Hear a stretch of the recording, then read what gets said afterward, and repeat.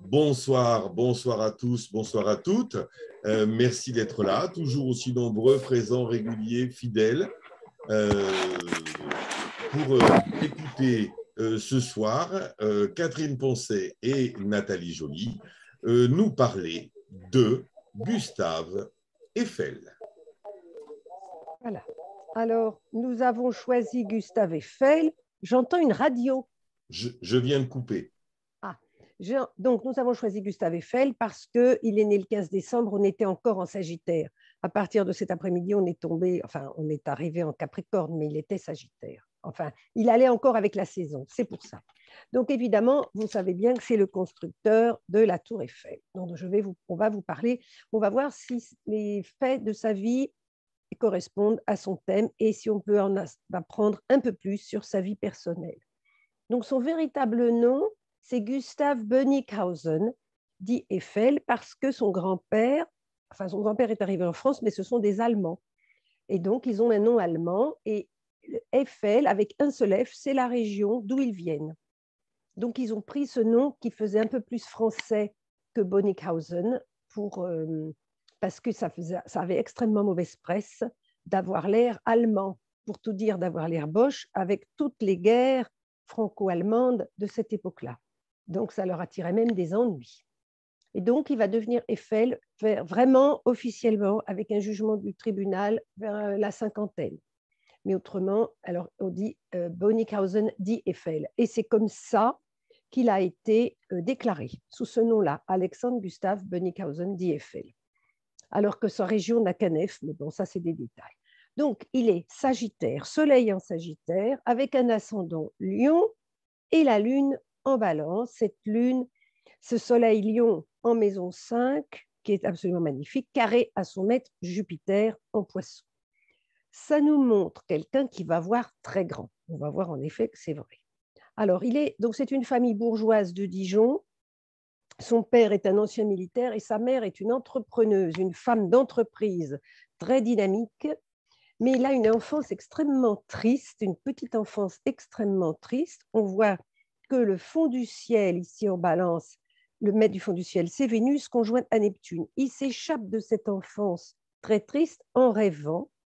Et en plus, Vénus n'est pas bien placée en Capricorne et en maison 6 parce que sa mère est tellement active avec son entreprise de transport de charbon qu'ils ne peuvent pas s'occuper de lui. Et donc, il vit chez sa grand-mère maternelle, qui est une méchante femme acariâtre, qui n'a qu'une idée, c'est de le frapper, de le coincer. Et au lieu d'aller jouer avec les copains après l'école dehors, il est obligé de rester à la maison avec elle pour lui faire la lecture.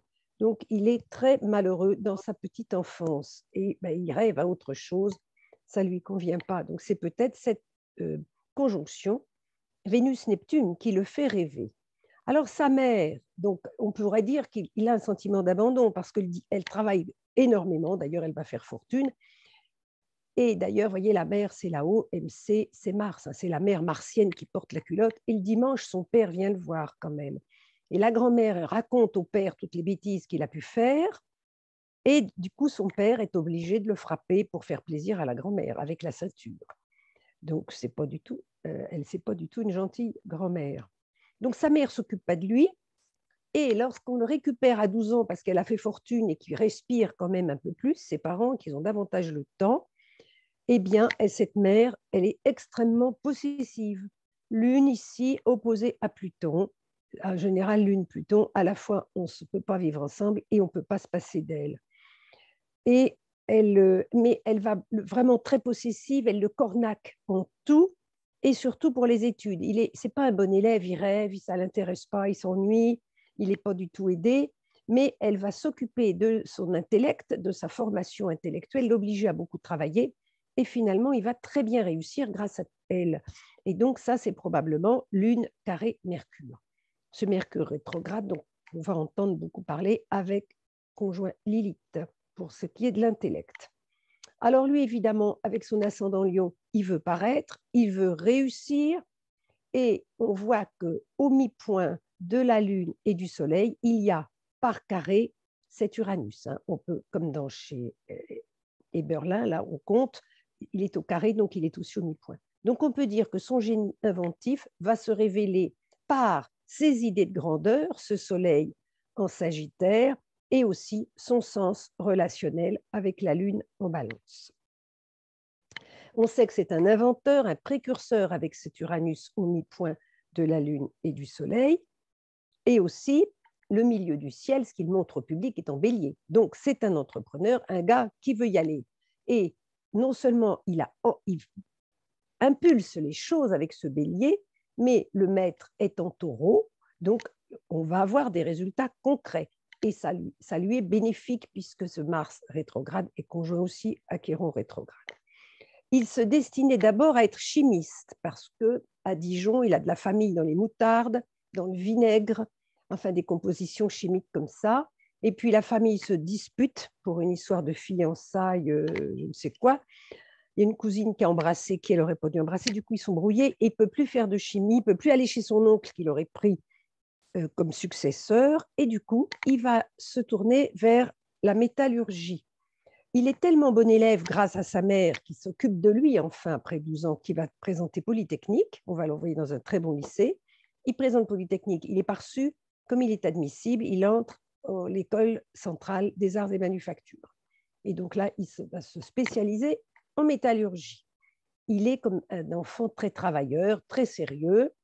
Et puis, ce Mercure ici qui nous montre son sérieux dans les études, c'est aussi le maître de sa maison 3, et donc ses sœurs. C'est l'aîné, lui, l'aîné, Saturne en maison 3, de deux sœurs avec qui il restera attaché toute sa vie, ils seront toujours en contact. Et puis il va décider, ça va être le chef de famille, ensuite il va décider de l'avenir, par exemple, matrimonial de ses sœurs. Alors, ce Mercure étant carré à la Lune, c'est toujours pour lui un refuge. Il est heureux toujours de se retrouver en famille et c'est un peu, la Lune étant le maître de sa maison 12 et de son nœud nord, c'est son refuge secret. C'est une personne secrète. Alors, on sait avec le film là qu'il a eu une affaire, une histoire avec une dénommée Adrienne qu'il aimait énormément, mais les parents d'Adrienne ont trouvé qu'il n'était peut-être pas un très bon parti, pas très sérieux, pas assez riche, et donc elle est obligée de rompre les fiançailles. Et peut-être que cette rupture des fiançailles qui va le marquer pour toute sa vie, c'est peut-être le maître de son soleil opposé à Saturne. Ça lui brise les ailes, ce chagrin d'amour. Mais c'est provisoire. Sa mère, qui est extrêmement possessive et dynamique et entrepreneuse et qui se mêle de tout, va lui présenter, donc je ne vous ai pas montré les photos, voici sa mère Mélanie Eiffel, elle va lui présenter une jeune fille, toute jeune, qui s'appelle Marie, mais comme une de ses sœurs s'appelle déjà Marie, eh ben ça fait rien, on va l'appeler de son deuxième prénom Marguerite, et il va épouser Marguerite parce qu'il veut un ventre, il veut des enfants, et une femme gentille, soumise, et qui fera ce qu'il voudra. Donc, Marguerite, n'ayant que 17 ans, elle fait parfaitement l'affaire et elle est tout à fait soumise à son mari. Et ils auront 5 enfants à eux deux. Donc, les 5 enfants, les voilà. Voilà Marguerite, Gustave, la grande fille Claire. Ensuite, on a Laure, Valentine, un garçon, je ne sais plus son nom, et puis le petit dernier, je ne me souviens plus du nom des garçons. Enfin, il y a 2 garçons et 3 filles. Alors, cette Marguerite, elle va mourir à 32 ans, poitrinaire, et c'est sa fille Claire qui va remplacer la mère. Et c'est même assez curieux dans leur histoire, parce qu'on se demande, c'est pas incestueux, hein, c'est pas ce qu'on veut dire, mais il allait partout avec Claire, il adorait Claire, il s'écrivait sans arrêt. C'est quelqu'un de très secret, qui ne dit pas ce qu'il pense, il n'écrit qu'à sa mère, et c'est par sa correspondance avec sa mère qu'on sait un petit peu qui il était. Mais alors avec Claire, il l'emmène absolument partout, elle se marie et elle vit chez son père avec son mari et ses enfants à elle. Elle devient la maîtresse de maison, elle gère toute sa maisonnée et il est extraordinairement attaché à cette fille aînée. Ça fait même jaser pour tout dire.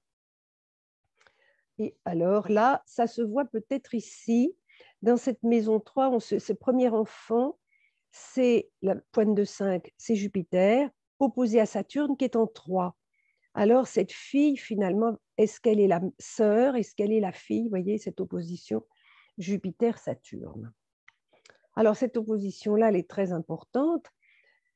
Alors, comme il est Sagittaire, il est très sportif aussi, il est très entreprenant, il a énormément d'envergure, rien ne lui fait peur. Il va avoir des idées formidables pour les constructions métalliques, on va le voir tout à l'heure.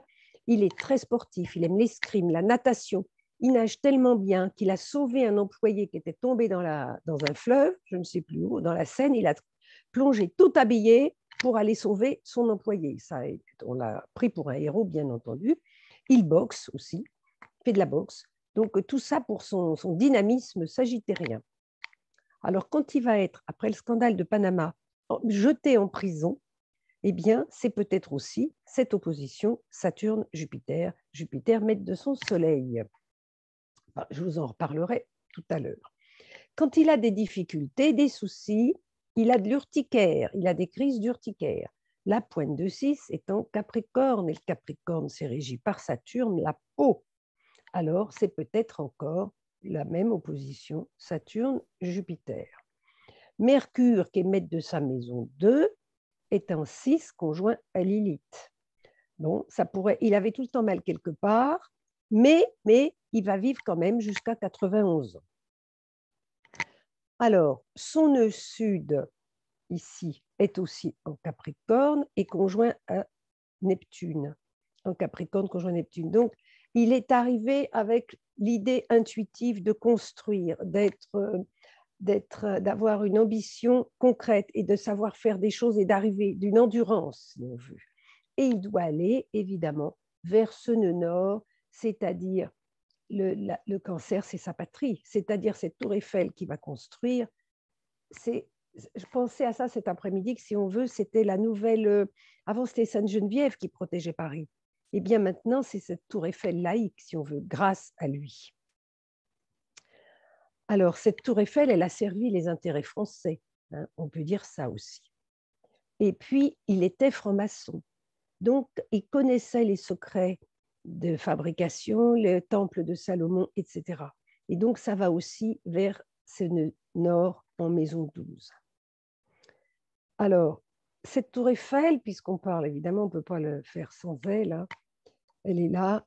Elle a été construite, alors il est déjà extrêmement connu à ce moment-là, parce que tout jeune, c'est lui qui a construit, comme cet ascendant sagittaire, il voyage partout en Europe, il n'est jamais chez lui, il est extrêmement actif, donc il a eu le contrat pour la gare de Budapest. Ça, c'est le viaduc de Garabit. Ici, c'est à Porto. Là, c'est au Vietnam. Ça, c'est le pont ferroviaire de Bordeaux. Ça, c'est le musée Galliera à Paris, le musée de la mode Galliera. Il a construit la Statue de la Liberté à New York qui a été dessinée par Bartholdi.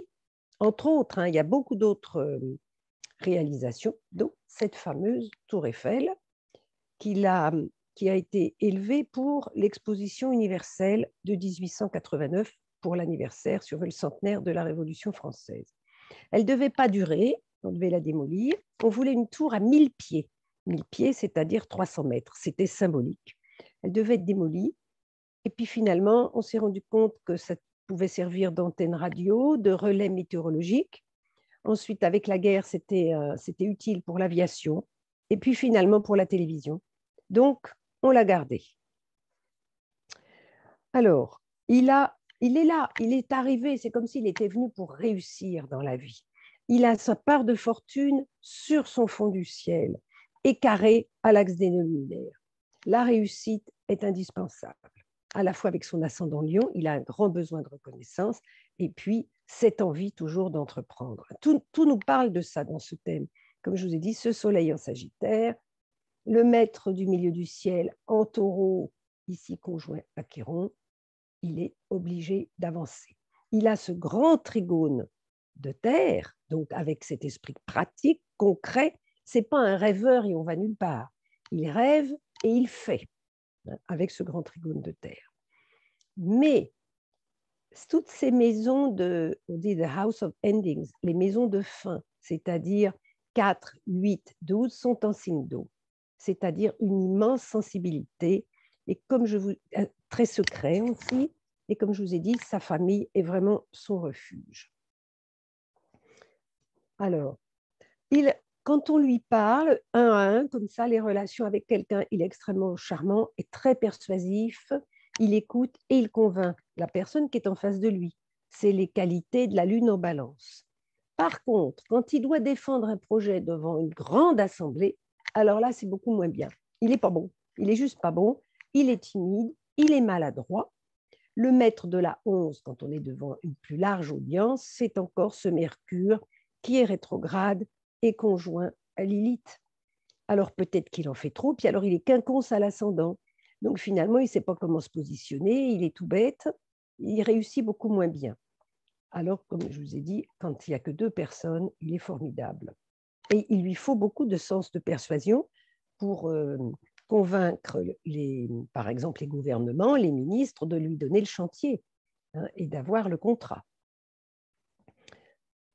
Alors, il réussit par la technique, donc comme je vous ai dit, des réalisations concrètes, visibles. Mars, en effet, est sextile à ce nœud nord. Et aussi, je vous ai dit, ce nœud nord ici, c'est probablement son appartenance à la franc-maçonnerie. Il a toujours dit que ce n'était pas vrai, mais forcément, les francs-maçons ne vont pas étaler leurs appartenances. La Lune est mètre de 12 et carré exact à Mercure, mètre de 11 des organisations, donc les organisations secrètes, hein, ce carré exact. Et puis aussi, la Lune est mètre du nœud nord et de la maison 12. Donc lui-même, comme je le dis, est extrêmement secret. Il est dans sa vie, il a commencé par être embauché par quelqu'un, il a formidablement bien marché. Ensuite, il est devenu auto-entrepreneur. Si on veut, il a fondé sa propre entreprise avec son nom. Il tient toujours à ce qui est son nom. Il a fait fortune, évidemment. Il a des très belles maisons qu'il a achetées partout, à Arcachon, dans le Midi. À Paris, il a comme un immense hôtel particulier pour lui. Il aime les belles choses. C'est cet ascendant Lion et le soleil en Sagittaire. Il veut la reconnaissance. Mais, donc, sa porte visible, hein, vous savez, c'est entre Saturne, le mi-point Saturne-Uranus, ça tombe sur la cuspide de 5. Ça, c'est sa porte visible. Il réussit parfaitement dans ses créations. Il a d'excellents aussi rapports avec ses enfants, surtout sa fille aînée. C'est tout que le maître de cette maison 5 et de cette porte visible, c'est Jupiter, qui se trouve en Poisson. Donc, évidemment, très large, il voit extrêmement grand et très moderne. Mais par contre, du coup, sa porte invisible, elle est juste en face et c'est la pointe de 11. Donc là, c'est peut-être la franc-maçonnerie dont il ne veut pas parler. Et puis aussi, il est jalousé, extrêmement jalousé par les autres. Donc, on a vu encore ce Mercure rétrograde conjoint à Lilith. Il a du mal à faire sa place dans son... Enfin, il y a toujours quelque chose à lui reprocher, si on veut, comme on le jalouse. Il n'a jamais été élu, alors qu'il aurait beaucoup aimé se lancer sur la scène politique. Et puis, Ferdinand de Lesseps lui avait demandé de participer avec une invention révolutionnaire de piles. Enfin, c'est une histoire technique pour le canal de Suez. Et il avait mis son propre argent, il avait avancé son propre argent pour le chantier. Et puis, ça a mal tourné. Les petits porteurs ont été ruinés. Et du coup, il a été attaqué et il s'est retrouvé en prison. Et alors ça a été une horreur pour lui parce que son Jupiter opposé à Saturne. Bon, puis alors finalement, il était assez ami avec le directeur de la prison. Il n'a fait que 2 jours. Mais ces 2 jours, il aurait pu faire 2 ans. Ça l'a beaucoup, beaucoup marqué. Du coup, il a retiré son nom pour que le nom d'Eiffel ne soit pas sali par ce scandale de Panama. Et après la Tour Eiffel, il a eu un succès formidable. Et puis, il s'est battu pour qu'on ne la démolisse pas. Et puis, cette affaire de Panama, il se retire de la vie publique et il devient chercheur. Après 70 ans, il n'arrête jamais, jamais de travailler. Et donc, on utilise le sommet de la Tour Eiffel, justement. C'est élevé, c'est bien vanté parce qu'il est chercheur en aérodynamisme. Et là, encore son ascendant Lion, il ne cherche pas à faire fortune avec ses recherches parce que de toute façon, il est déjà extrêmement riche et il n'a plus besoin de rien, mais il veut toujours qu'il y ait son nom sur toutes les machines, sur l'entrée des laboratoires et sur ses inventions. Donc, il va mourir donc à 91 ans, ne cessant jamais de travailler, mais toujours avide de reconnaissance, tout de même. Voilà, je pense que je vous ai, enfin pas tout dit, mais on a fait un peu le tour de son thème astral et de ses réalisations. C'était pour l'époque extrêmement audacieux, extrêmement léger. Vous voyez, il a renoncé à la fonte pour utiliser le fer, beaucoup plus léger, beaucoup plus aérien. C'est un miracle, par exemple, comment ça tient, enfin pour l'époque, hein, d'arriver comme ça à ce que on commence d'un côté, on commence de l'autre, et puis au bout d'un moment, ça se rejoint là. Bon, ben, c'était tout de même toujours des prouesses techniques. Voilà, d'un homme extrêmement secret, qui avait, voilà, qui traînait, qui a quand même toujours traîné cette histoire. Nous sommes Allemands. Mais non, on n'est plus Allemands, on est Français depuis 2 générations. Et c'était un peu comme une tare avec toutes les guerres. Vous voyez, il avait du mal de ce côté-là aussi. Voilà, alors maintenant, vous pouvez poser des questions, bien sûr, ou ajouter des commentaires, bien entendu. Ou autrement, l'étoile évolutive va nous donner d'autres pistes encore.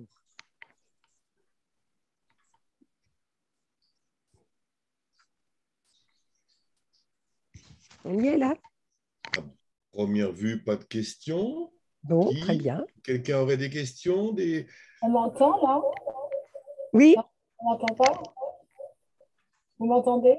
Si on t'entend, Dominique. Oui, oui, oui. Dominique, oui. Oui, j'ai raté un peu le début, mais je me demandais, avec ce type de construction très uranien pour l'époque, il joue beaucoup quand même à l'opposition de son ascendant Uranus là. Et je t'ai dit, alors si tu l'as peut-être loupé, c'est-à-dire que cet Uranus est très important parce qu'il est au mi-point de la Lune et du Soleil. D'accord. Là, on ne le voit pas comme ça, mais il est au carré, par carré. Il est au mi-point par carré. Et donc, son génie inventif, surtout que l'Uranus est en Verseau, son génie inventif va jouer, va se révéler par son envergure, son sens du plus grand que lui en Sagittaire et son sens relationnel. C'est au passage d'un transit de l'Uranus? Non, tu vois bien, là ça ne se voit pas parce que Uranus, son carré, il est ici. Le carré d'Uranus est là. Et ce carré, il tombe au mi-point de la Lune et du Soleil. Non, j'entends bien. Ce que je voulais dire, c'est qu'en fait, parfois, on développe des capacités qu'il n'a pas, dans sa jeunesse, il n'avait pas d'idée là-dessus, à partir d'un certain moment dans la vie, un transit ou quelque chose, quoi. Peut-être, oui. Alors, cet Uranus sur son descendant, c'est sa femme qui meurt très tôt, à 32 ans. Et du coup, et puis alors, il ne s'occupait pas d'elle du tout. Il n'était pas du tout sentimental, apparemment, avec elle. Enfin, pour ce qu'on en sait, hein, évidemment. Elle ne l'a pas tenu par la patte. Enfin, il a vécu sa vie d'entrepreneur parfaitement libre. Et il l'a un petit peu emmené en voyage. Elle aimait bien ça, mais il faisait parfaitement ce qu'il voulait. Il s'est marié pour avoir des enfants à lui. Il voulait ses enfants à lui. Vénus-Neptune, je ne sais pas ce que ça peut donner en Capricorne sur le plan des sentiments. Mais il y a quand même un beau triangle avec Mars et Saturne. Enfin, je pense que c'est quelqu'un qui devait aimer plaire. Ah bah oui, avec l'ascendant Lion. Oui. En plus, oui. Oui. Il était pas mal. Il y a peut-être eu quand même des choses, des romances, non, avec sa conjonction Vénus-Neptune, même en Capricorne. Oui, ben, il y a eu Adrienne, c'est-à-dire que ça ne marchait pas. Il voulait que sa mère lui trouve une épouse. Pour lui, ça l'agaçait de faire sa cour, etc. Donc, il a dit, écoute, la première que tu me présentes, qui convient à peu près, mais c'était après l'histoire avec Adrienne, ça l'a beaucoup heurté que les parents d'Adrienne ne veuillent pas de lui et qu'elle ne se batte pas davantage pour rester avec lui. Ça l'a heurté, ça. Donc, ensuite, il a dit, bon, de toute façon, on ne va pas perdre du temps avec tout ça. Tu me trouves quelqu'un d'acceptable et ça ira. Et c'est ce qui s'est passé. C'est un sentimental contrarié, quoi. Là, voilà. Voilà, Marguerite. C'était une femme simple, sans histoire, qui l'embêtait pas. Et puis voilà, toute simple. Pas idiote, mais pas compliquée. Il vaut mieux que ce soit une femme qui le dise, ça, vous voyez. Non, mais c'est vrai, mais c'est comme ça. Elle était tout à fait dévouée, une femme tout à fait dévouée, une bonne mère. Enfin, c'est ce qu'il voulait. Ça allait avec l'époque. Donc, Oui, donc, oui, ah ben non, parce que sa mère à lui, c'était pas ça, hein. C'était une maîtresse femme, une entrepreneuse, Oui, mais enfin, vraiment. c'était rare. Je veux dire, Oui, c'était plutôt ce qu'on recherchait, comme vous avez dit tout à l'heure, ils cherchaient un ventre. Et puis après, c'est pour ça ils avaient leur vie sentimentale et sexuelle à côté, quoi. mm, Donc oui. l'histoire avec Adrienne dans le film, c'est pas vrai. Enfin, c'est pas s'enjoliver beaucoup. Le film a été très romancé, en fait. Oui, parce que là, il nous raconte une histoire avec Adrienne très importante. En fait, Elle tout est, le film nous parle de cette histoire avec Adrienne et a priori, au niveau des biographes, on n'est pas certain qu'il l'ait revue après. C'est D'accord. juste l'histoire du film. Elle a existé, mais Ouais. avant qu'il rencontre sa femme et qu'il ait ses enfants. Et est-ce qu'il l'a revue après? On ne sait pas. Par contre, c'est vrai que c'est toute l'histoire du film qui a été quand même particulièrement romancée. D'accord. Et le fait que les parents ne voulaient plus qu'ils se voient, c'est parce que Adrienne avait un enfant. Ils avaient un enfant ensemble. Enfin, il y avait un… je sais pas. Alors, il n'y avait pas un enfant ensemble. De ce que je me souviens du film, c'est que quand Adrienne, quand les parents sont opposés au mariage, elle attendait un enfant, mais personne ne le savait. Oui, mais oui, même pas lui. Mais donc, moi, j'ai compris qu'elle était enceinte de Eiffel. Elle était enceinte. Alors, c'est pareil, c'est vraiment dans le côté romancé du film. Elle est enceinte d'Eiffel et d'ailleurs, elle perd ce bébé quand elle escalade la grille. Exactement. Voilà. D'accord. Mais Et tout donc, ça, c'est l'histoire du film, c'est pas la réalité. ah oui, d'accord. Catherine, tu n'as pas retrouvé, je sais pas quoi, qui parle de ça. Enfin, aussi Non, important. non. Moi, j'ai lu D'accord. une biographie je me souviens plus du nom de l'auteur, c'est trop bête, mais c'est son arrière-petite-fille. Et elle dit, il était mon grand-père, mon arrière-grand-père. Mais évidemment, elle mentionne Adrienne, mais c'est tout. Elle ne parle pas de ça. Non. Oui, parce qu'il y a le Il a été suppositoire. très vexé. En fait, il a été extrêmement bon. Il était amoureux, d'accord, mais il a été très vexé. Un incendie Lyon, on rompt pas ça, les fiançailles comme ça, en disant que la famille n'est pas valable, qu'ils n'ont pas assez d'argent, etc., qu'il n'est pas assez sérieux, qu'il ne va pas gagner. Enfin, c'était surtout les finances que les parents regardaient. Alors, Parce que justement, puisque la mère, a priori, elle avait de l'argent et tout ça, c'est vrai que ça paraît étonnant que les parents de la fille oui, trouvaient mais que alors la sa famille mère ne lui en Eiffel donnait n'était pas pas. si bien que ça. Oui, mais la mère Mélanie, elle ne lui donnait pas beaucoup d'argent. Elle a épongé ses dettes quand il a été tout seul à Paris étudiant. Il a fait beaucoup de dettes, mais enfin, c'était un peu il n'était pas sérieux quand il était jeune. Ah Bon, oui, d'accord, il a d'accord. été presque admis à Polytechnique, mais bon, après, il avait une vie un peu de débauché, un peu léger comme ça. Bon, ça faisait D'accord. pas, c'était pas. Ils ont pensé qu'elle pouvait faire mieux, Adrienne. Et D'accord. Adrienne, il n'en a plus jamais entendu parler. Il a été très vexé qu'elle lâche l'affaire comme ça aussi. Apparemment, elle ne s'est pas beaucoup battue, Adrienne, pour le retrouver. Elle aurait pu se sauver.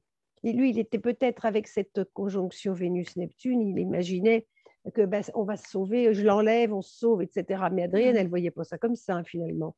Elle a préféré visiblement son confort moral et financier plutôt que de traîner la savate avec lui et de vivre, de partir.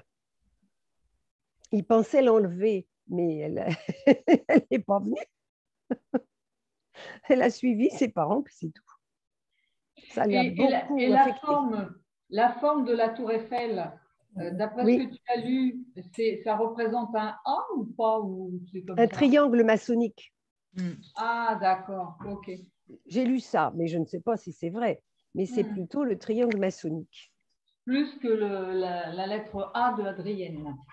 Et alors, effectivement, le metteur, enfin le réalisateur du film a parlé, comment dire, du symbole de la Tour Eiffel qui représente un A comme Adrienne, mais en sachant quand même que le premier amour de Gustave Eiffel s'appelait Alice. Ah oui, c'est donc toujours bien. une lettre A aussi. Et en fait, avant de se marier avec Marguerite, il a été conduit en quelque sorte 2 fois par Alice. Donc, depuis tout jeune, il était éperdument amoureux.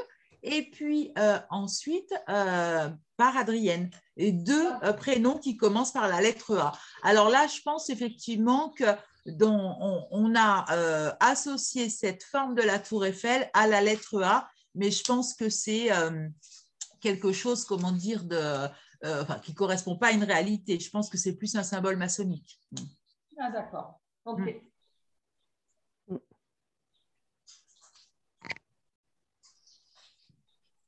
Oui, en fait, ce film nous embrouille. C'est tout. Oui, parce qu'il ne retraduit absolument pas la réalité. Moi, je suis allée le voir en disant, chouette, on va préparer l'exposé sur Eiffel, donc je vais aller m'imprégner du film. Et du coup, j'ai dû tout déconstruire dans ma tête parce que ce n'était pas la réalité. Moi, je ne l'ai pas vu. Justement pour ça. J'ai lu des livres. Moi, je ne suis pas une midinette, je suis une intellectuelle. Donc, non, je dis ça pour rire. Hein, du coup, je n'ai pas voulu aller voir ça. Parce que comme ça, j'avais juste le... Bon, je n'étais pas influencée. D'accord. Parmi les questions, Astrid dit sa lune possède une déclinaison nord de 0,33 . Elle devient parallèle, équivalente au signe de la Vierge. On peut donc l'interpréter comme telle. Ah. Je n'ai pas compris. La lune, alors du coup, ça la mettrait conjointe à Saturne? Oui? Non, pas vraiment. C'est pas ça que tu veux dire? En demi-étude, elle ne va pas changer de place dans sa carte du ciel. Il faut que je vérifie, mais non, en effet, elle est bien au milieu de la maison 3, éloignée de Saturne. Mais sa déclinaison est encore au nord, ce qui correspond au signe de la Vierge. Et comme tu sais, Catherine, je suis fan de comprendre les signes par leur déclinaison. Et donc, quand il y a des décalages, des irrégularités, comme c'est le cas ici, parce qu'en fait, la Lune, elle n'est pas loin du carré du nœud. Bon, moi, c'est parce que j'ai regardé la position de la Lune par rapport au nœud nord. Et donc, comme elle est presque à mi-chemin entre le nœud nord et le nœud sud, ça veut dire qu'elle est 5 degrés de latitude au-dessus de l'écliptique. Donc, elle est plus haute que le n'a l'air en balance, et plus haut que la balance, c'est la Vierge. Donc là, c'est la petite histoire derrière. Mais bon, on peut très bien voir son côté réservé et minutieux,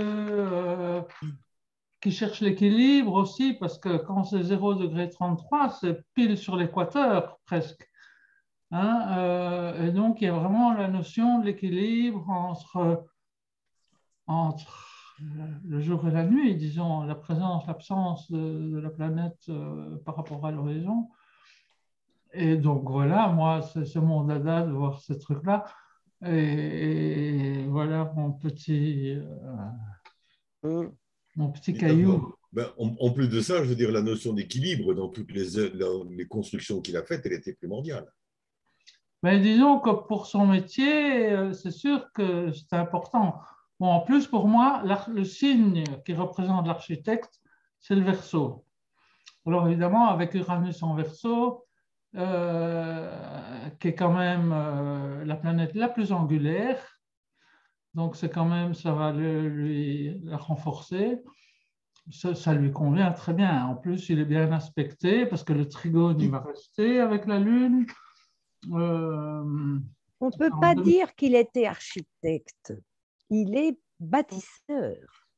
Par exemple, enfin, là je pinaille et peut-être que j'ai tort, j'en sais rien, mais par exemple, la Statue de la Liberté, ce n'est pas lui qui l'a dessinée, c'est Bartholdi.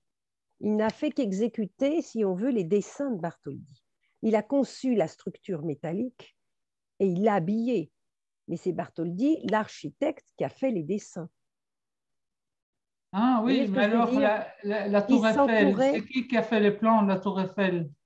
Alors c'est aussi quelqu'un d'autre, je ne sais plus son nom, mais pour tout ce qu'il a fait, il avait une équipe, hein, ce n'était pas lui tout seul, il avait toute une entreprise florissante et il s'est entouré de personnes. Alors, je n'ai pas retenu leur nom parce qu'à vrai dire, elles ne me disaient rien, mais ils sont peut-être très connus dans l'architecture. Mais lui, il fournissait, il dessinait, peut-être, comme là, à partir d'un dessin, il fallait faire du statut de la liberté. Du coup, Bartholdi a fait le dessin et lui, il a ajusté les métaux autour, les barres de fer, on va dire. Lui, son génie, c'était… Oui, son génie, oui, ça y est. Son génie, c'était d'assembler les morceaux, quoi, si on veut. Ah oui. Il était au moins un génie. Que les Mars-Saturne, c'est logique. La construction. Oui, oui. Et un signe de terre.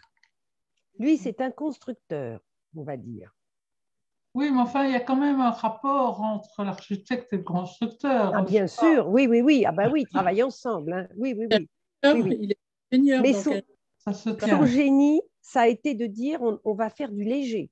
Ah, il nous faut un viaduc, par exemple. Alors, au lieu de faire un truc énorme, très lourd, etc., on va alléger, mettre de l'air. L'air va passer dans les trous et ça va tenir aussi bien que si on faisait un truc extrêmement massif et on ne va plus utiliser la fonte, on va prendre du fer, par exemple, voire de l'acier. Son génie, ça a été d'utiliser des métaux nouveaux, des alliages nouveaux. Ça, c'est très uranien. Oui. Comment vous interprétez son opposition Saturne-Jupiter, carré-Soleil? Je n'ai pas arrêté d'en parler. Oui, mais je n'étais pas là, moi, au début. Je ne vais pas tout recommencer. Oui, d'accord, j'écouterai l'enregistrement. Oui, parce que tout le temps, je revenais dessus. Après, il y avait beaucoup d'exemples. Et encore, c'était ça. Et encore, c'était encore cette opposition. Parce que Jupiter est maître de son Soleil. Oui, bien sûr. Maître de son Soleil.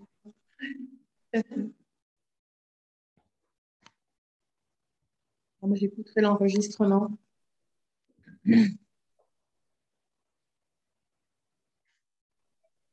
Non, mais c'est remarquable, votre exposé est remarquable et votre étude est remarquable. Mais attendez, c'est pas fini. L'architecte qui a dessiné la Tour Eiffel s'appelle Stephen Stovest. Ah voilà, tu vois, c'est un architecte, oui. Voilà. Et lui, il a eu le génie d'utiliser ces matériaux-là. Bon, évidemment, ils travaillaient ensemble. Mais alors aussi, ce qui est magnifique, c'est qu'il s'est toujours entouré des gens très valables. Il savait trouver les bons collaborateurs et faire des équipes vraiment qui marchaient. Bon, il s'est quand même bagarré avec un de temps en temps, avec un qu'il avait embauché, par exemple. On va voir ça peut-être dans l'étoile. Mais donc, c'était dommage. Mais il était toujours extrêmement bien entouré avec les gens qu'il fallait pour arriver à faire tout ça. Parce que toutes ces constructions, elles ont survécu, hein. Sauf celle au Vietnam qui a été démolie, je ne sais pas pourquoi. Celle-là, elle n'y est plus. Ça, c'est fini. Alors, c'est peut-être la guerre ou je ne sais quoi. Mais autrement, ces constructions tiennent le coup. Le Palais Galliera, il y est toujours. Celui-là aussi.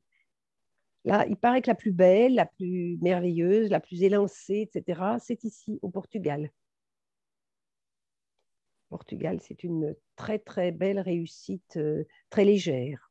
Et on le voit, c'est très léger.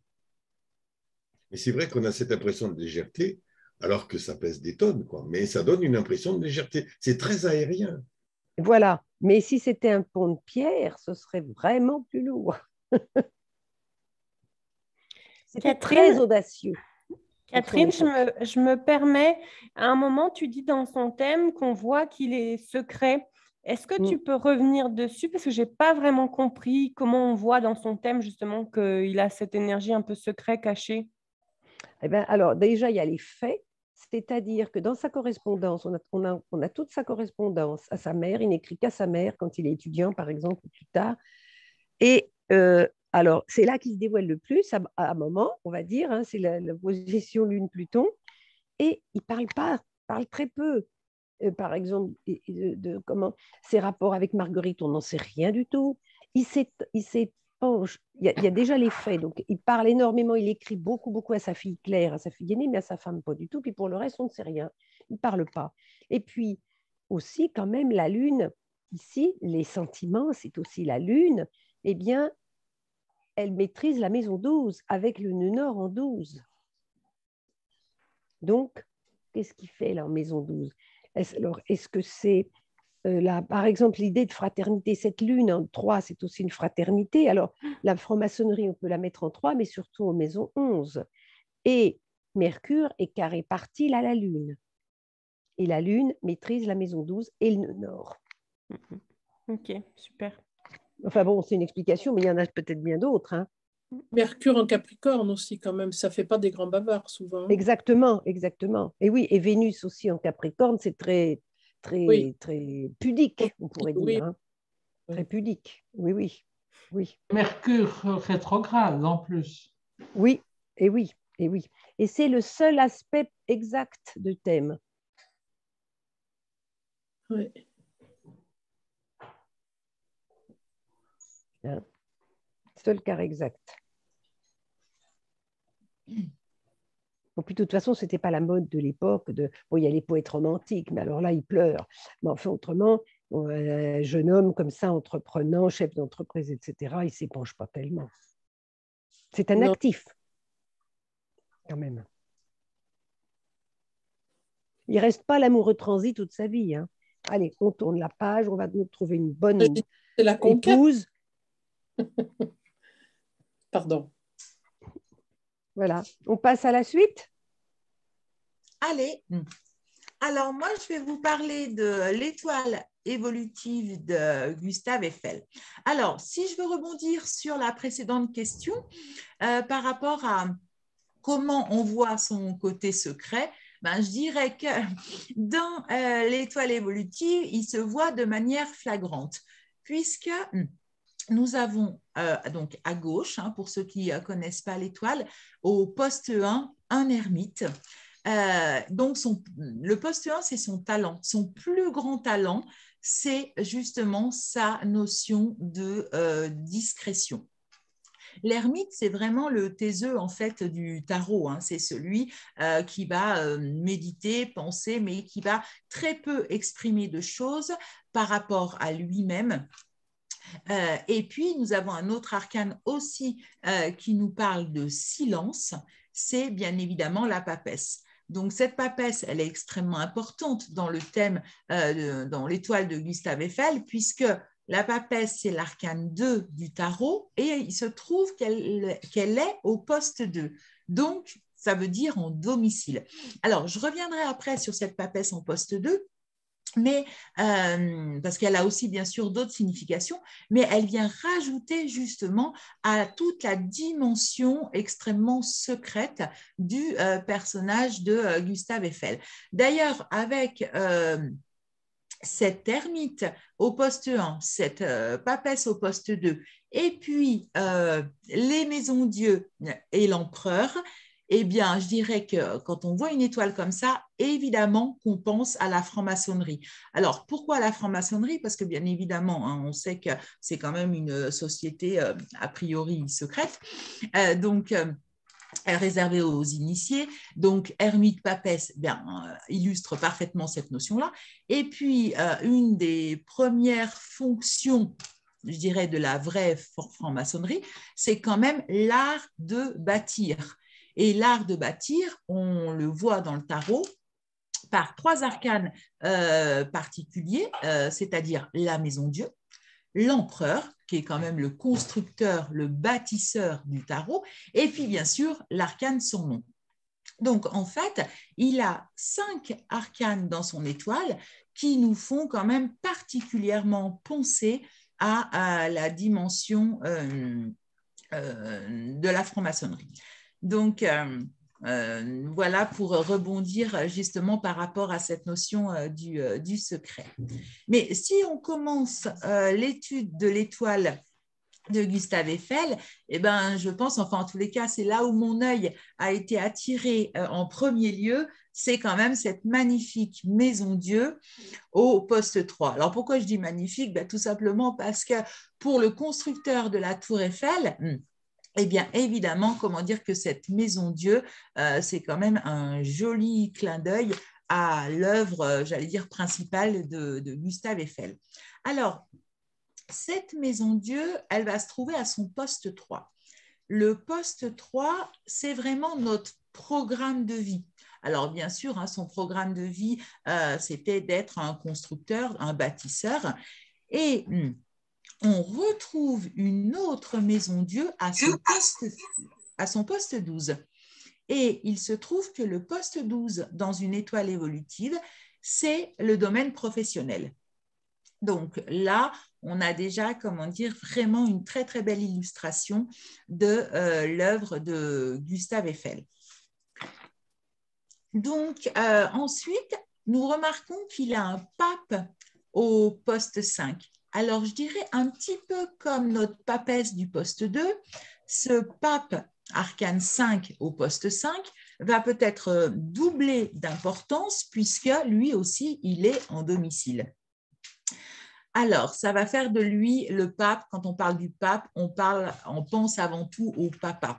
Et donc, effectivement, Catherine vous a bien expliqué que lui, ce qu'il voulait, c'était vraiment des enfants à lui. Donc, d'ailleurs, il a eu 5 enfants.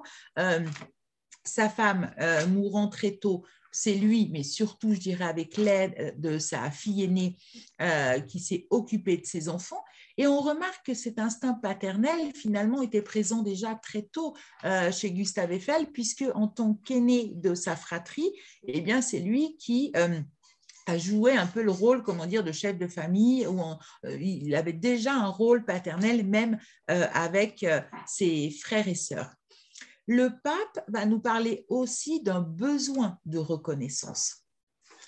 Alors, le besoin de reconnaissance de Gustave Eiffel va s'illustrer par ce pape, bien sûr, mais aussi par rapport à une blessure, à mon avis, c'est-à-dire une blessure d'identité.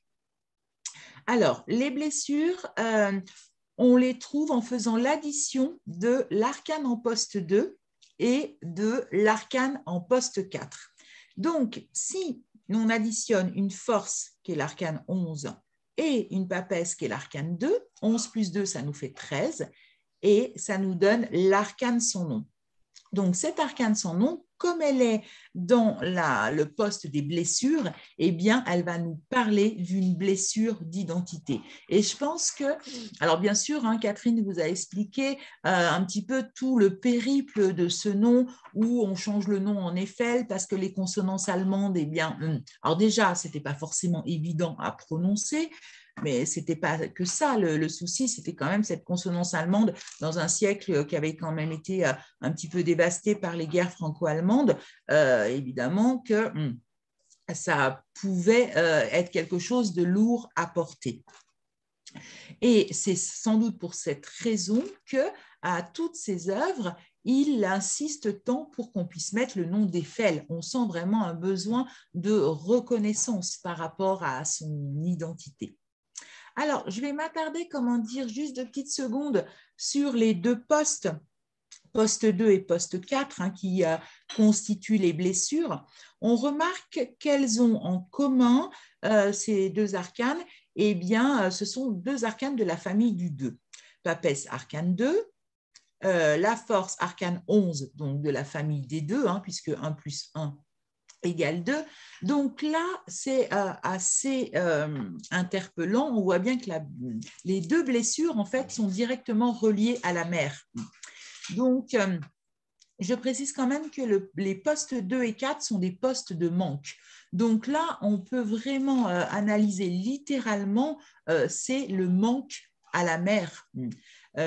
Puisqu'on sait que c'est sa grand-mère, particulièrement acariâtre et revêche, qui l'a élevé. Donc, on imagine ce petit garçon en manque de sa maman. Alors, on vous a actualisé l'étoile évolutive au 16 novembre 1856, c'est-à-dire au moment d'une rencontre extrêmement importante dans la vie de Gustave Eiffel, c'est-à-dire que le moment où il va rencontrer Charles Nepveu, donc avec qui, bien évidemment, il va construire la Tour Eiffel et d'autres choses d'ailleurs. Donc, les postes d'actualisation sont les postes 7. C'est bon. Donc, les postes d'actualisation sont... Désolé, mais je n'arrive pas à couper le son. Voilà. C'est pas grave, Marc, c'est pas grave. Donc, sont les postes 7 et 8 dans une étoile évolutive. Ce sont des postes, en fait, qui changent tous les ans et qui nous permettent justement de donner le climat d'une année. Donc, vous voyez, ces postes sont en haut et à droite. Et on remarque qu'au poste 7, on a une force Et au poste 8, nous avons une papesse. Donc, bien sûr, ces deux postes, ces deux arcanes, on va les additionner pour nous donner l'arcane clé de l'année. Donc, toujours pareil, hein, la même addition, 11 plus 2 égale 13. Donc, on comprend comment cette année, et donc du coup, bien sûr, hein, la rencontre avec Charles Nebde va être fondamentale dans la vie de Gustave Eiffel, puisque c'est un petit peu un petit peu beaucoup, je dirais, grâce à cette rencontre qu'il va se créer une identité et que le nom Eiffel va pouvoir rentrer dans la postérité. D'ailleurs, on trouve l'arcane sans nom au poste 16, c'est-à-dire tout en haut de sa colonne de lumière. Donc, on sent bien que son aspiration la plus profonde, c'était vraiment de laisser son nom dans l'histoire. Et puis, si on monte encore plus haut que cet arcane sans nom, nous avons l'arcane de tempérance. Alors, tempérance, elle est au poste 17, hein, donc c'est le poste qui domine toute l'étoile évolutive, et en plus, on va retrouver cet arcane aussi au poste 6, qui est quand même le poste de l'abondant. Alors, cette tempérance, déjà, elle nous fait ce qu'on appelle un champ magnétique, puisque avec les deux justices des postes 14 et 15, eh bien, elles font à elles deux un complément. Alors, un champ magnétique, ce sont quand l'addition de deux arcanes fait 22. Tempérance, c'est l'arcane 14. La justice, c'est l'arcane 8. Donc, bien sûr, 14 plus 8 égale 22. Et ça revient, donc c'est le champ magnétique de l'équilibre parfait. Donc, ça ramène à ce dont parlait Astrid tout à l'heure par rapport à cette notion d'équilibre, justement. Et si je reviens à tempérance, tempérance est un arcane avant tout de communication et c'est celui qui fait des ponts. D'ailleurs, les arcanes, comment dire, de valeur 5, donc comme tempérance, c'est un arcane 14, donc 14, c'est la famille des 5, et le pape aussi, bien sûr, c'est l'arcane 5. Donc, et en fait, on a l'impression que dans ses constructions, toute sa vie, Gustave Eiffel a fait des ponts. Il a, d'ailleurs, sa première réalisation, c'était la passerelle Eiffel, hein, qu'il a construite à Bordeaux en 1858. Ensuite, bon, il a construit la gare de Budapest, donc qui est quand même un lieu. Une gare, c'est quand même un lieu qui est un pont en fait entre les gens, hein, un endroit vraiment de communication. La Statue de la Liberté, eh bien, aussi représente toute cette dimension, cette symbolique du pont, hein, puisque c'est un pont en fait entre les Américains et les Français, puisque c'est le symbole, on pourrait dire, de l'amitié franco-américaine. Et puis la Tour Eiffel, bien sûr, présentée à l'exposition universelle de 1889, là aussi est un symbole de pont, puisque une exposition universelle, c'est ni plus ni moins qu'un pont entre les nations. Alors, voilà, cette notion de pont avec tempérance et pape, eh bien, on trouvait avec Catherine que ça illustrait particulièrement tous les ponts qu'il a pu construire dans sa vie. Et en même temps, on peut donner aussi une autre interprétation à tempérance, puisque c'est avant tout, comme je vous le disais, un arcane de communication. Et Gustave Eiffel, c'était ce qu'on appelle un espérantiste. Donc, un espérantiste, c'est celui qui a participé à l'élaboration de l'espéranto, c'est-à-dire une langue un petit peu universelle, hein, internationale, qui provient d'au moins 120 pays. Et c'est la solution, en fait, un petit peu qu'on a trouvée pour communiquer ensemble entre des personnes qui n'ont pas la même langue maternelle. Donc, cette notion de communication, évidemment, on comprend qu'elle soit portée avec tempérance à l'arcane le plus haut de l'étoile, et bien à son plus haut degré, justement, avec toute cette dimension de l'espéranto. Alors, par rapport à l'espéranto, je voulais aussi rajouter un petit détail, c'est que pour ceux qui connaissent le tarot, eh bien, vous savez aussi que la Maison Dieu est fortement en lien avec tout le mythe de la tour de Babel et de cette dimension du langage universel. Donc, en fait, on a une Maison Dieu au poste 3, en programme de vie, et puis l'arcane de communication par excellence tout en haut au poste de guérison. Et on trouvait que ça illustrait vraiment de manière particulièrement parlante cette dimension de Gustave Eiffel qui était peut-être moins connue que sa fameuse tour. Donc voilà. Alors, j'ai vu que nous avions pas mal de personnes qui travaillent l'étoile évolutive avec nous. Donc, si vous voulez apporter d'autres précisions sur l'interprétation de son étoile ou des questions, eh bien, c'est avec plaisir.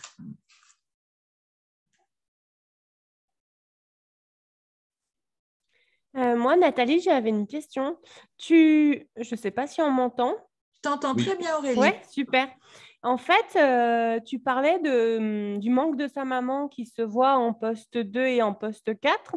Oui. Et ce qui me fait qui m'interpelle, c'est qu'en fait, quand il a rencontré, j'ai oublié le nom, mais de la personne en 1856, on s'aperçoit que les deux énergies qui lui manquaient chez sa maman sont présentes en poste 7 et 8. Et 8. Charles Neveu, c'est Charles Neveu, oui. Voilà, Charles Neveu. Est-ce qu'on pourrait supposer que finalement, cette personne lui amène l'énergie de sa maman qui lui a manqué?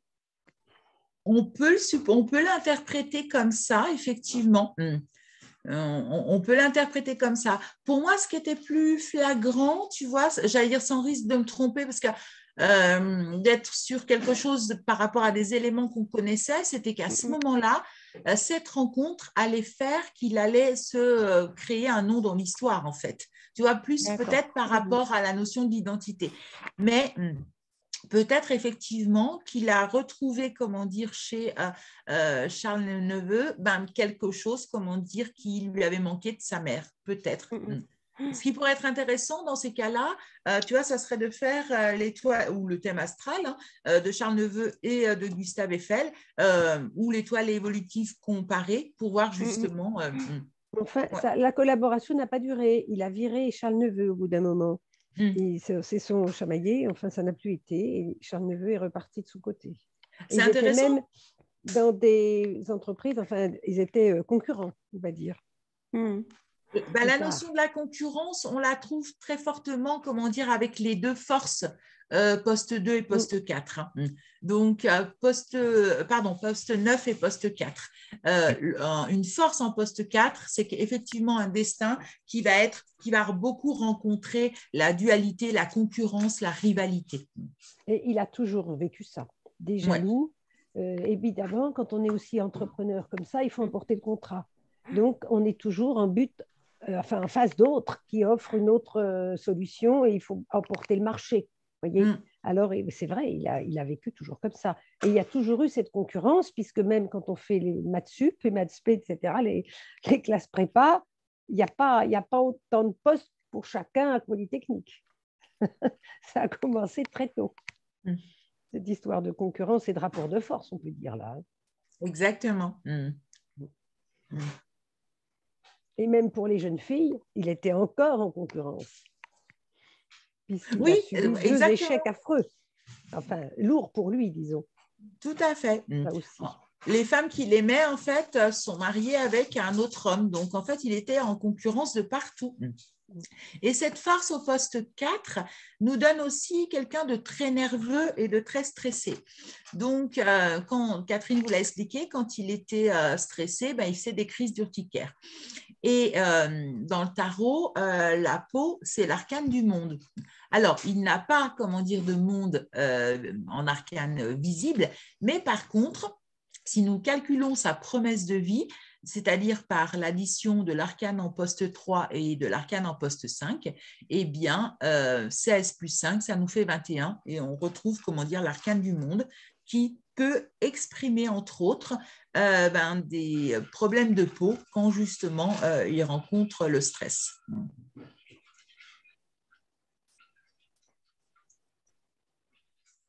Puis, par exemple, on peut dire, enfin, là c'est infini, hein, c'est tout ce qu'on peut dire, mais on pourrait dire avec cet empereur et cette lune, ça c'est du transgénérationnel ici, qui va donner corps aux rêves de ses ancêtres.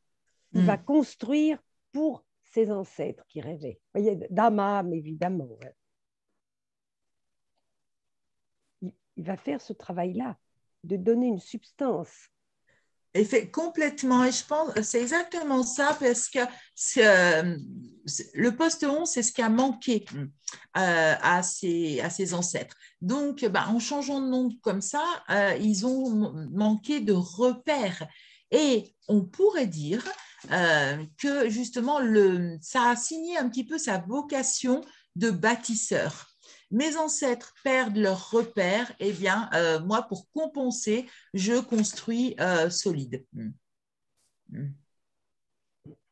Et alors, pour dire, vous voyez, on l'a mis chez sa grand-mère à 2 ans. Ouais. Très, très petit, à 2 ans. Ou alors, c'est là qu'il s'est rendu compte que sa mère lui manquait. Peut-être qu'il a commencé à parler à 2 ans. Puisque, vous savez, maintenant, on dit toujours, souvent, le nombre qui est de l'arcane correspond à l'événement. Et alors, à 2 ans, il se trouvait bien seul chez sa grand-mère, très désagréable, où on l'avait, pour dire, abandonné. Sa mère l'avait abandonné pour se vouer aux affaires. Et si on va plus loin, alors bien sûr, c'est que de l'imagination de ma part, mais donc sa mère l'abandonne, comment dire, à 2 ans, donc il subit l'abandon de la mère, donc de la femme, et en fait, après, il y a 2 femmes qui vont l'abandonner, en fait, en quelque sorte. Bon, et sa troisième femme aussi, puisqu'elle meurt à 32 ans. Eh oui, eh oui. Marguerite l'a encore laissée. Oui, si on veut. Complètement. Finalement, celle qui est restée toujours avec lui, c'est sa fille aînée. C'est Claire, oui. C'est Claire. Oui. Qui a vécu avec lui, avec sa famille. Il leur a offert à chaque enfant des très, très belles maisons par héritage. Ils ont hérité de magnifiques, magnifiques demeures, des châteaux, pour ainsi dire. Sauf, on ne sait pas pourquoi, la dernière, elle n'a rien eu, Valentine. C'est un peu un mystère. On ne sait pas pourquoi. La dernière, elle a été complètement déshéritée. Et on ne sait pas pourquoi. C'est un peu... La cinquième, oui, il doit y avoir un secret. Il doit y avoir un mystère là-dessous. Ouais. Famille. Valentine n'a rien eu. Enfin, c'était peut-être pas la dernière d'ailleurs, Valentine. C'était un garçon le dernier. Mais enfin, cette fille n'a rien eu, Valentine. Alors que les autres étaient... Les garçons moins bien lotis que les filles. Les 2 grandes, surtout. Bien. Et puis Valentine, rien. On ne sait pas pourquoi. Il ne le dit pas, hein, parce qu'au musée d'Orsay, il y a toute sa correspondance, toutes les archives. Alors, il n'y a pas d'explication là-dessus. Il y a ses testaments, il y a tout ce qu'on veut, mais il n'y a pas d'explication. Dans le testament, c'est noté Oui, elle n'a rien. Valentine n'a rien. On donne la belle villa d'Arcachon à l'une, à l'autre, on donne une très belle villa dans le midi de la France, etc. Et Valentine, rien. D'accord, parce qu'il ne l'a pas justifié là non plus, d'accord. Je ne sais pas pourquoi. Et est-ce que vous savez de quoi il est mort aussi? Il avait 91 ans. Ouais. Peut-être que je l'ai lu, mais je ne me souviens plus. Oh, ce n'est pas grave, merci. Mais enfin, comme il est mort à 91 ans, après, quand on est très vieux, on ne cherche même plus pourquoi. On se dit, il est mort de vieillesse, mais peut-être que vous avez raison. Il y a une bonne raison quand même. Oui, on meurt toujours de quelque chose. Mais... C'est vrai, je ne sais plus. Bon, d'un arrêt cardiaque. Oui, c'est ça. Comme dit Marc, le cœur s'est arrêté. Mais on n'est peut-être pas loin, parce qu'avec le Soleil carré Saturne, il a peut-être eu une insuffisance cardiaque, ou il y a peut-être eu quelque chose. Pour ça, je posais la question une fois, ou quelque chose de dégénératif. Non. Dans Wikipédia, il dit juste qu'il est mort à 91 ans dans son hôtel particulier de la rue Rabelais à Paris. C'est ça. Voilà, je cherchais en même temps aussi. Ouais. Voilà. Mais visiblement, il n'y a pas de cause, de cause précisée. On suppose, 91 ans, que bon, voilà quoi. Oui, l'arrêt du cœur me paraît l'hypothèse la plus plausible. Oui, Pascal. Tu dis le temps était venu Oui. C'est ça. de quitter la Terre. Ouais, il n'y a pas de précision supplémentaire.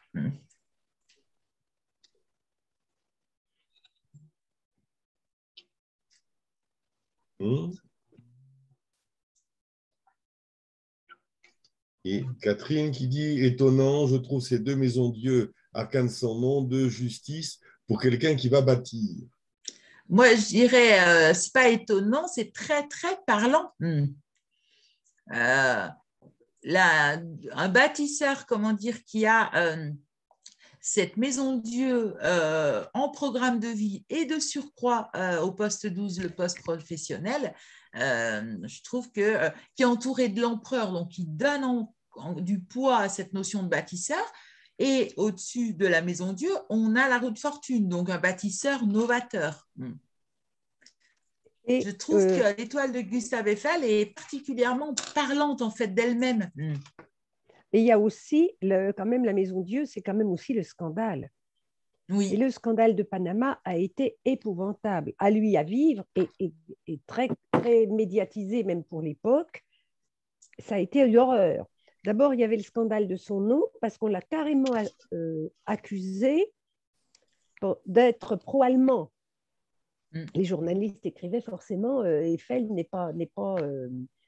c'est un traître à la patrie. La preuve, avec ce nom-là, il est forcément allemand. Donc, il y avait toujours le scandale, il fallait qu'il étouffe tout ça, tout le temps.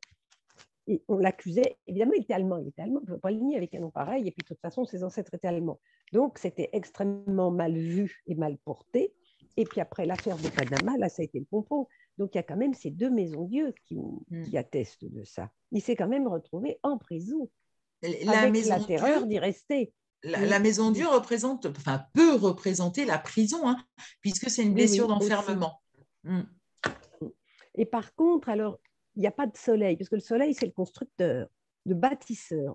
Mais on peut trouver beaucoup de soleil quand même quand on ne l'a pas et qu'on voudrait l'avoir, parce qu'il est vraiment parlant dans son cas. Alors, on le trouve en additionnant certains arcanes. Parfois, on n'y arrive pas, il n'y a rien à faire. Mais là, on peut, par exemple, justice plus force, nous avons un soleil. Et ça veut dire quelque chose. Ermite et roue de fortune. Encore un soleil. Et moi, pape celle qui. Et tempérance. Voilà, pape et tempérance, celui-là. Ouais, exactement. Et c'est voilà. Et ils ont tous les deux cette bonne volonté, ce désir d'avancer. Et il y a moyen de trouver un soleil. Et par trois façons différentes. Donc, si on veut, le soleil est quand même présent, le soleil bâtisseur avec son petit mur derrière, il est quand même présent dans son étoile. On sait ce qu'on cherche, mais on le trouve. Parfois, on ne le trouve pas. Je vous donne un exemple. Dans l'étoile de Jonathan Daval, vous savez, celui dont on a tellement parlé, le Grélois, il n'y a pas, on cherche son identité. Il est qui, lui? Jonathan Daval, il était tout petit, il avait l'air d'avoir 12 ans quand il en avait 35, etc. Eh bien, il n'y a pas moyen de trouver 13. Il ne l'a pas dans son étoile visible et il ne l'a pas non plus en cherchant à faire des additions, des soustractions, il n'y a rien à faire. On ne trouve pas l'arcane de l'identité chez Jonathan Daval. Je vous dis ça parce que vous pourriez dire, oui, ben, elles arrangent leur sauce, de toute façon, avec des soustractions, des additions, on va toujours y arriver. Ben non, pas toujours. Et là, il n'y a pas de soleil visible, mais il est très présent quand même. Vous voyez, puisqu'on trouve quand même 6 arcanes qui nous donnent 2 par 2 un soleil bâtisseur. Et aussi, le soleil, c'est tout de même le rayonnement. La tour Eiffel, on ne peut pas dire, c'est le rayonnement.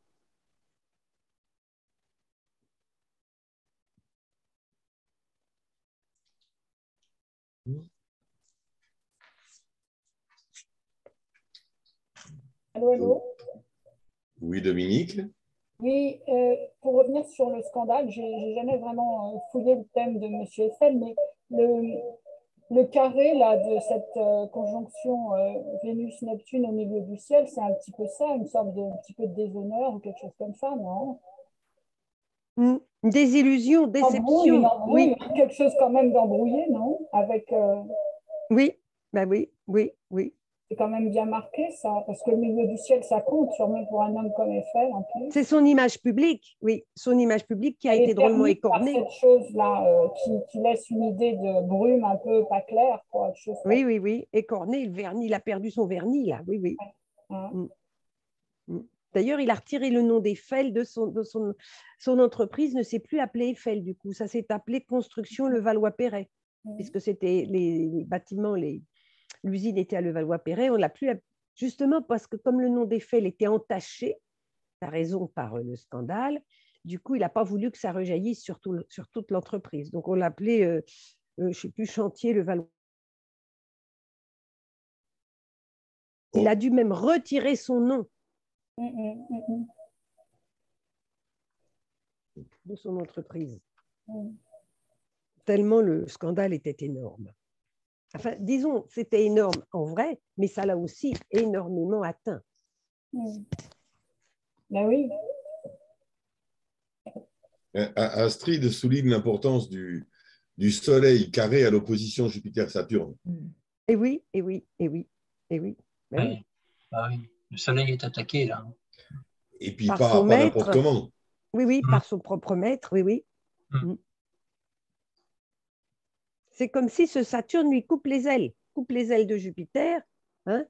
Jupiter qui était tellement beau en Poisson, Saturne... Quand même, il a surmonté, on va dire. Hein.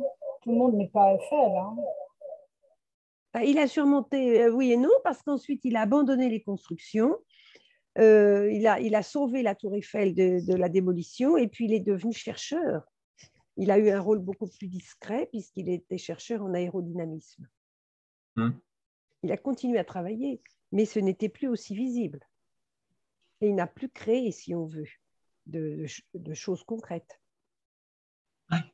Il avait des ateliers à Auteuil et puis des énormes souffleries, si on veut, comme des grosses souffleries qui tournaient et puis il faisait des expériences comme ça. C'est aussi son ermite ici, hein, de chercheur. Voilà. C'est ce que j'allais dire, ouais. Les 20 dernières années de sa vie, il a été chercheur en laboratoire. Oui, mais justement, il n'avait plus rien à prouver parce qu'il avait...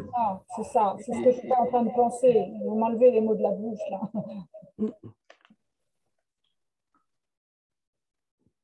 Il n'avait rien à prouver, mais il voulait qu'il y ait son nom sur... enfin, je ne sais pas, peut-être s'il déposait des brevets, etc. Il s'en fichait de l'argent, il avait assez. Il avait un hôtel particulier absolument extraordinaire. Il avait fait fortune et il profitait il aimait beaucoup avoir fait fortune et le confort, le luxe, le panache que ça représentait. Il aimait beaucoup ça. Mais ça y est, il avait assez d'argent, mais il voulait quand même qu'on sache que ça venait de lui. Oui, il avait raison, hein, il méritait ça. Et il pouvait faire sa retraite en recherche assurée, calmement. Et pourtant, il y avait un honneur en maison 12. Oui, oui, c'était caché. Il y a ce côté secret aussi, moins clinquant. Complètement. Oui. C'est peut-être sa vie de famille, sa vie émotionnelle qu'il garde pour lui en cancer. Hein. Et puis peut-être qu'il y a des secrets d'État aussi, parce qu'il a rencontré beaucoup de monde. Merci Catherine de nous présenter son thème parce que c'est super intéressant à chaque fois et de nouveau ici, je n'avais jamais fait son thème et c'est un sacré bonhomme. Hein. Merci, Catherine. Merci d'être là surtout. On aurait pu avoir la tour Bonnickhausen, hein, ça n'aurait pas été pareil. Oui, Paris. Non. Eiffel, c'est mieux. Heureusement qu'il a changé de nom, parce que cette tour Eiffel, elle symbolise quand même la France. Et une tour qui symbolise la France, qui serait appelée Bonnickhausen, ça ne serait pas passé pareil, hein, c'est évident. Ceci dit, Eiffel, c'est un nom allemand aussi. Hein. C'est pas un français. Ah oui, Eiffel. Ça s'entend moins. Eiffel. Oui, ils ont mis 2 F pour faire français. Parce que c'est une région. C'est une région vers Cologne qui s'appelle Eiffel, mais avec un seul F. Alors, ça fait quand même allemand. Et ils ont mis 2 F pour faire un peu plus français. Nous, ça ne nous choque plus, hein, mais ce n'est pas du tout un nom français non plus. Oui. Ah, c'est Gustave. Alexandre, il s'appelle Alexandre Gustave. Ouais. Oui, c'est vrai. Son C'est père vrai que est Alexandre, alors on l'a appelé Gustave, mais son père s'appelle Alexandre. Mais c'est vrai que son premier prénom, c'est Alexandre. Alexandre. C'est Alexandre Gustave Bonixhausen. Ouais. Oui. Oui, oui, oui, oui. Mais je reviens sur cette notion de laisser une trace que moi je mets en lien avec la notion de repère. Tu sais, ces Oui. repères perdus qu'il fallait remettre. Et c'est rigolo parce que dire, la Tour Eiffel, c'est quand même, si j'ose dire, l'emblème de la France, donc le repère français par excellence. Absolu. Ah oui, et oui. On est la Tour Eiffel. Donc, il a bien vengé, on peut dire, il a bien vengé sa famille, puisque l'empereur, c'est de laisser un repère, laisser sa trace, laisser son empreinte. Tout ça, c'est l'empereur qui leur manquait. Là, il a réussi son coup. Hein. 100 ans plus tard, on peut dire ça.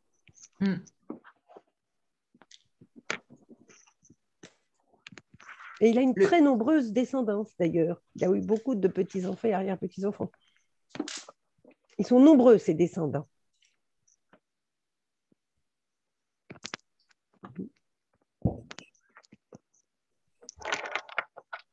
Voilà, mais moi, je le découvre aussi pour vous. En travaillant ça, tout ça, je l'ai appris pour raconte-moi.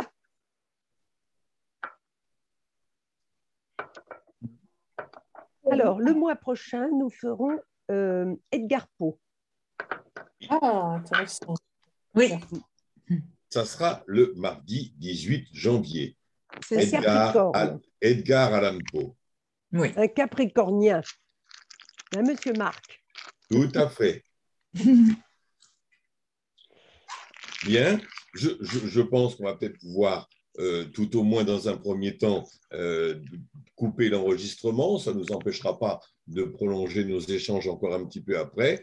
Je conclurai quand même en disant merci beaucoup encore une fois à Catherine et Nathalie pour cette superbe présentation qui était la dernière de l'année.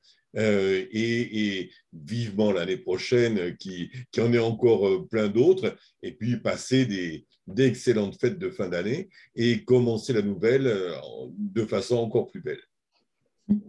Merci Marc. Oui. Merci Marc, à bientôt et puis merci de nous mettre le lien de YouTube pour… Mais oui, il y en faut pour tout le monde. Merci beaucoup. Passez de bonnes fêtes. Oui.